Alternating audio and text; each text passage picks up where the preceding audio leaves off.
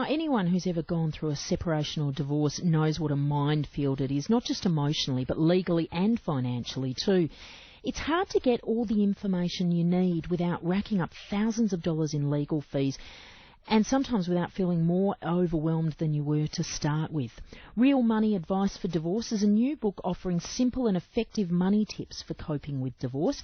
It's been put together by Anna Laura and Wilson Luna, the authors of the popular Your Family, Your Money series. And Wilson Luna joins me this morning. How are you, Wilson? G'day, and thanks for having us on the show. Now, given how common divorce is these days, I'm surprised to learn that there hasn't been much written about the financial aspects of divorce in the Australian context. We were extremely surprised, actually. When we started our research, we actually even observed that there's over 350,000 hits on Google a month just on finding out information. And so we started saying, okay, well, what area of it is I suppose we come from a financial background, so we thought there's got to be some stuff on financial. And, you know, we discovered there was nothing out there that addressed that particular part of it, which is in a way ironic, because when we interviewed a lot of people post-divorce 3 to 5 years down the track, one of the most, I suppose, one of the complaints or one of the biggest issues that they found down the track was that when they looked back,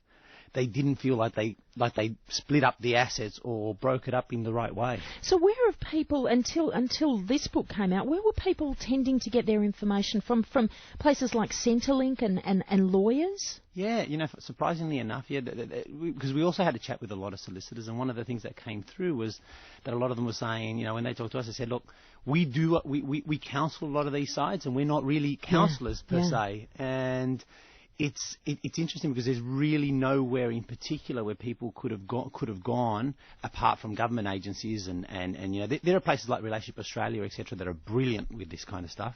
But they're I suppose and somewhere where you could get specific financial advice wasn't that easily found. Now, do you think that's because the information has changed and become out of date quite readily? Look, I think it could be that. Another thing I think it might have been as well is that, see, when in periods like that, I mean, you know, one doesn't have to sort of do a lot of research to even realise that at that periods like that, because emotions are so high at times like this, that it's really difficult to make logical decisions when emotions are high, because we always say, you know, we've got a saying that says, you know, when emotions are high, our intelligence level drops substantially. And yeah, it's one of those things, especially with financial decisions, because people are so emotional and a lot of times want to get out of the relationship so much that they stop thinking logically and thinking about the future, particularly if there's kids involved, and they don't start divvying up the assets like they probably should be divvied up. So how have you gone about pulling this information together in a logical way for people? We've got a private practice, and it's an advice practice. So we use the same methodology that we would use with any of our clients. So it took years and years that we use this with our personal clients, and what we've done is we've broken it up into 3 logical steps, i.e. number 1, when you separate that initial time when you say, look, it's over, you know, I started with I do and now I'm saying I don't want to anymore, and you know, what paperwork do you need at that particular time? You know, what should you be thinking of? Where do you go? A lot of it is pointing you into the right direction. You know, go to the child agency to find out what kind of payments you'll be getting for child support, etc., if that's the case for you. Then we go on to the second stage, which is settling. This is probably the most important when it comes to assets, which is, you know, let's start working out how we divide up our assets. Let's go to all the agencies and let's go to all the departments that we need to at that time. How do we go to a solicitor to reduce cost at the same time? And we cover all those areas as well, where you should be going to get the appropriate advice. And I suppose some hints, and we give you a lot of examples as well of different cases that different people have experienced. And then lastly is succeeding, because, you know, although one door's closed, what we want to, I suppose the one thing that became really apparent through our research was that in a majority of cases, same 3 to 5 years down the track, most people will say that that door actually had to close in order for the new one to open. So it's a bit of light at the end of the tunnel. 3 to 5 years, though. Yeah. It's, I mean, the people that I know have gone through this in their lives, it does take a lot longer than people think when they start off. Yeah. Unfortunately, it does. And people constantly ask me, you know, who wins out of this, or who gets less.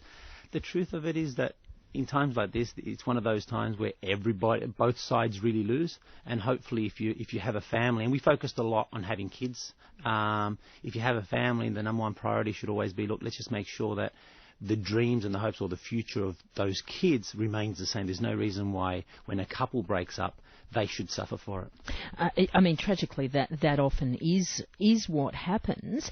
How do you keep that balance right between meeting all the different needs of the person who's going through the separation themselves and the children?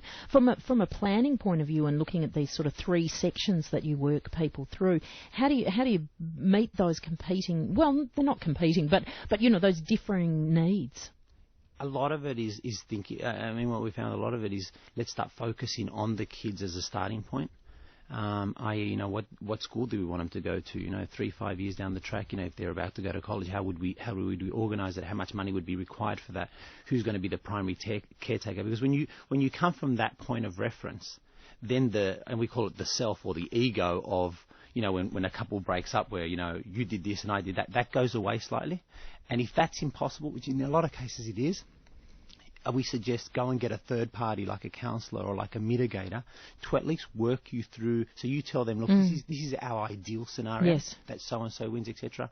Could you give us a hand in at least, I suppose, I call it, judging when we're talking between each other, or not even judging, just, I suppose, playing, scorekeeper, and just making sure that we're not unfair to each other and that the end goals are met. Where do people, in your experience, tend to hit the most trouble, Wilson? In the dividing of the bigger assets.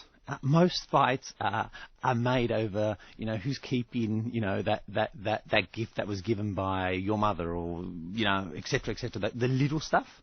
When it comes to the bigger assets, the division of the bigger assets, funnily enough, most of the time they happen later on, and the later on they happen, people are kind of at the stage where they've had enough and they make rash decisions at that stage. So our suggestion is, pick your battles, look at the bigger good, and really focus on, when you're talking about the bigger assets like the superannuation, like your house, like all the bigger assets, that's when both of you need to sit down and logically work out a plan that suits both of you. And not only, yeah.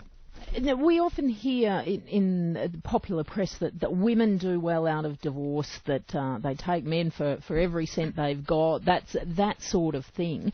Is that reflected in the people that you've spoken to over the years? It's interesting, I actually did an interview this morning that had the other view of it, and probably because it's just a different demographic in audience. I think everybody will feel like the other side did better out of it, only because of, I suppose, the pain of what one went through. Both parties lose out at the end, because obviously we're dividing one big asset or one household into 2 pieces. Both sides generally, and I use the word generally, win out in different ways. Like the male will usually end up with more earning power, because generally speaking, again, the female will end up bringing up the kids, or so our research shows. And so they've got more capacity because they've got more time to continue their earning power. But that earning power is reduced because they've got to pay child support, etc. In terms of assets, the female will generally end up, again, if she's left with the kids to bring them up, she'll generally end up with a house, because it's a primary residence. So she'll become asset rich, but she'll become very cash poor because she has to take care of them, and she hasn't got the opportunity to either go to work and, i.e., save up for her superannuation in the future. That sort of long-term versus short-term gains there. Now, are there ways to, are there people that get halfway through this process and change their minds? Yes, absolutely. There are. Yes, absolutely. It's not a foregone conclusion that we've said the D word. That's going to be what we do, and we've started to engage lawyers and get all this information. that they feel like it's running away from them. Yeah, look, I think sometimes it takes, they say, what do they say, we realise what we haven't got when we haven't got it. And, sometimes, as human beings, we all react slightly irrationally. So what we've done, even in the book, is we've said, here are different options for you. Now, divorce might be the option for you, depending on your circumstance, obviously. But I think when people get into it and they begin to realise what the real significance is, i.e., that you do lose a lot of assets, that, your kids do, no matter how you put it, they will be, going through a big change, that, and a lot of people hit that point and they say, hang on a minute, things aren't that bad, or maybe I should be trying to work it out, or at least giving it another go. And there's different options to try and things like counselling, etc. Now, obviously, if they don't work, if divorce is for you, you should never stay in a relationship that you're unhappy with. But a lot of people do retract and they say, look, I'm going to give this another go. I'm going to rethink this and see whether we might be able to go halfway on this. So yeah, they do change their mind occasionally. Now, of course, it's a very tricky issue and one that takes a lot of energy and a lot of time for most families that go down this path. But Wilson, if you had to narrow it down to 2 or 3 tips for people that are in this position at the moment, what would your advice be? One, what we talked about earlier, which is when you're highly, highly emotional, do not make financial decisions.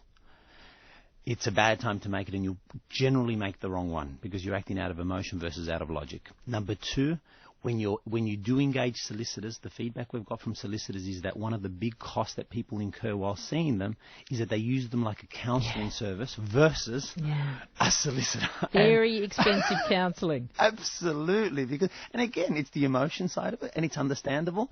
3, if you want to reduce the cost on solicitors again, sometimes we outsource all the paperwork to them, and a lot of that paperwork we can do it ourselves instead of paying them $500-600 an hour to do it.